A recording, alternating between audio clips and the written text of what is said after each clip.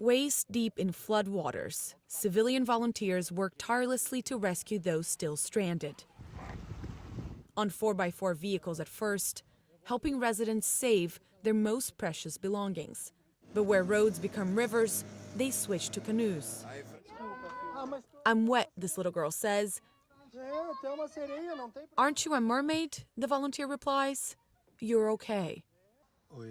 This volunteer telling CNN his team rescued more than 60 people on Sunday, many children, elderly, or with mobility issues.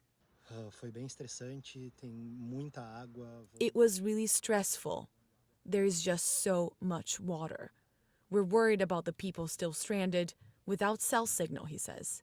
"I saw so many people cry today," he says, having lost everything, their homes, their pets, left behind. But help is also coming from the skies. This rescue unit using a brick to open a hole in the roof of a flooded house where they pull out this baby.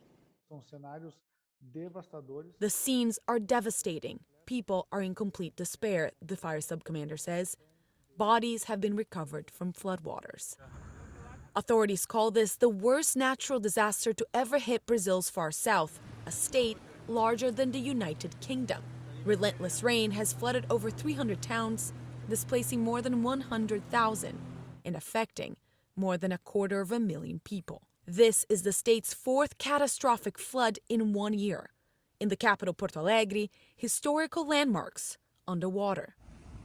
And the seawall holding the weight of calamity on Friday, now with water on both sides. At the airport, flights are grounded as rain has not relented. President Luiz Inácio Lula da Silva calling the floods a climate disaster and promising federal aid.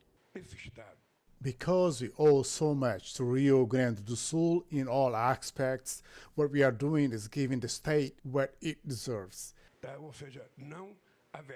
There will be no bureaucratic obstacles for us to recover the grandiosity of this state. The town of Canoas, meaning canoe in Portuguese, received the brunt of the rain. Patients had to be evacuated from its main hospital before it was almost entirely submerged. In this neighborhood, residents say evacuation alerts came too late, and they could only leave by flagging down a boat, like this one, and hoping they can one day return home. Julia Vargas Jones, CNN, New York.